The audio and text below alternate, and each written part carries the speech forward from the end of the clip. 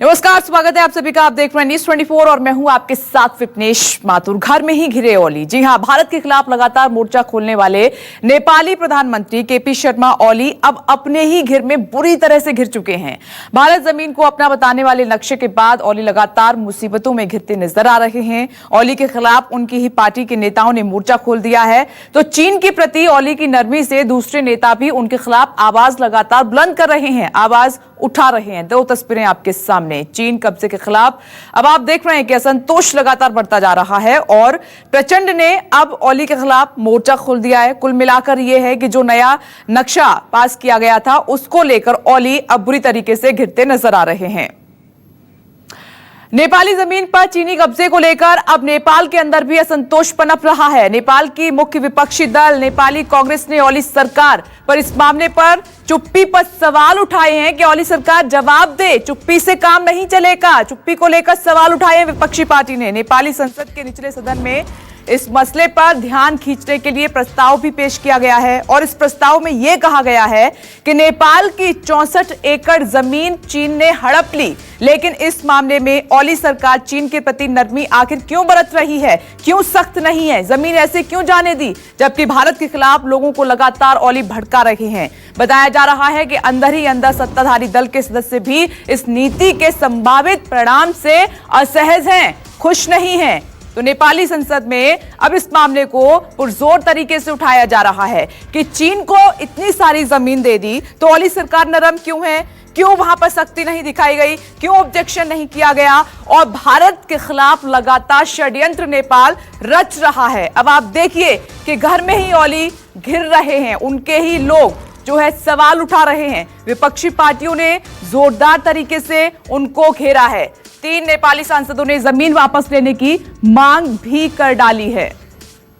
तो भारत के बीच जारी सीमा विवाद के बीच नेपाल की सत्ताधारी कम्युनिस्ट पार्टी में फूट पड़ गई है और पार्टी के सीनियर लीडर और पूर्व प्रधानमंत्री पुष्पकमल दहल प्रचंड ने ओली सरकार के कामकाज की कड़ी आलोचना करते हुए कहा है कि अगर ऐसे ही हालात रहे तो अगले चुनाव में बुरी हार का सामना करना पड़ेगा। पार्टी की एक अहम मीटिंग में इस मुद्दे पर प्रचंड ने ओली पर तमाम आरोप भी लगाए हैं। आपको याद होगा कि वहां के एक नेता ने जब इस तरीके से विरोध किया था भारत के खिलाफ, जब नक्शा जो है पारित किया गया था, भारत की जमीन को अपना बताया गया था, तब वहीं की एक नेता ने इसका पुरजोर तरीके से विरोध किया था। उस नेता को घेरने की भी कोशिश की गई थी और अब आप देखिए वहां से उठते विरोध के सुर जो हैं नेपाल में लगातार अब बढ़ते जा रहे हैं। अब कुल मिलाकर यह है कि नक्शा जारी करना ओली सरकार पर भारी पड़ रहा है। विरोधियों ने उनको घेर लिया है। एक सवाल जो सबसे अहम बनता है, सबसे बड़ा उठता है, वो ये कि चीन को जमीन दे दी तब कुछ नहीं किया और भारत के खिलाफ षड्यंत्र रचा जा रहा है। और पॉलिटिकल एडिटर रमन कुमार इस खबर पर जुड़ गए हैं। रमन, अब ओली सरकार बुरी तरीके से अपने ही घर में घिरती चली जा रही है। सवाल स्पष्ट है कि जब चीन को जमीन दे दी तब आपने कुछ नहीं किया और भारत के खिलाफ आप षड्यंत्र रच रहे हैं, साफ साफ दिखाई दे रहा है। देखिए, सवाल ये उठ रहा है कि क्या चीन के द्वारा नेपाल की 64 हेक्टेयर जमीन पर जो कब्जा किया गया है, क्या उस से ध्यान हटाने के लिए भारत के खिलाफ लगातार सरकार की भूमिका बढ़ती जा रही है? क्योंकि जो नक्शा है उसके लिए स्पेशल सेशन बुलाकर उन नक्शों को जो भारत की सीमा में हैं उन्हें नेपाल की सीमा में शामिल कराने का प्रस्ताव पास कराया गया और नेपाल की राष्ट्रपति से उस पर हस्ताक्षर भी किए गए।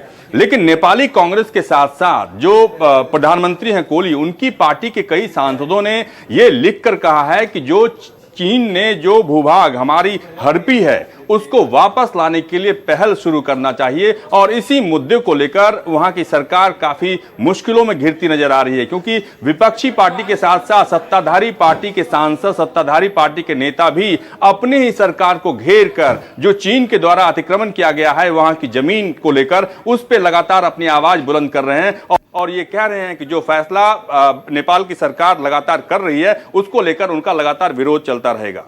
और रमन, चुप्पी को लेकर भी सवाल उठ रहा है कि ओली अब कुछ कह नहीं रहे हैं इस मामले में, चुपचाप है, लेकिन चुप्पी से काम चलेगा नहीं क्योंकि भविष्य में जो चुनाव होंगे उसमें जो घाटा होगा उसकी भी बात वो गिना रहे हैं। देखिए, वहां के सांसदों का आरोप है कि सरकार जानबूझकर भारत के खिलाफ एक जनभावना को भड़काने की कोशिश कर रही है। और ऐसा किसके इशारे पर हो रहा है? क्योंकि वहां की सरकार, वहां के सांसदों को ऐसा लग रहा है कि अलग से स्पेशल सेशन बुलाकर भारत में जो नक्शा है उस नक्शे को चीन के अंदर शामिल कराने के लिए प्रस्ताव पारित होता है। लेकिन चीन ने जो भूभाग पे कब्जा किया हुआ है, चीन ने जिस जमीन को अपने अंदर कब्जा किया हुआ है, उसको लेकर सरकार बात नहीं करती है। विपक्षी पार्टियों के नेताओं के साथ जो मीटिंग बुलाई जाती है उसमें इस मुद्दे पर चर्चा नहीं की जाती है। इसीलिए सांसदों का यह कहना है कि सरकार इस मामले पर अपनी नीति साफ करे और चीन के खिलाफ पहल करे। पार्टी को हाईजैक करने का आरोप लगाया जा रहा है प्रचंड की तरफ से ओली सरकार पर कि पार्टी को पूरी तरह से हाईजैक कर लिया है, किसी से सलाह मशवरा नहीं किया जा रहा है, जो कि बहुत ज्यादा घातक है।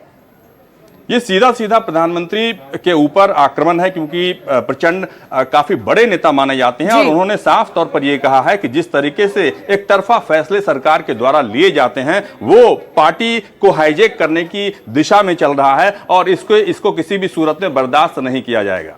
जी रमन, आपने भी एक इशारा किया और वहां से जो पुरजोर तरीके से विरोध हो रहा है ओली सरकार का, वहां से भी ये इंडिकेशन मिल रहा है कि क्या ओली सरकार किसी के दबाव में है?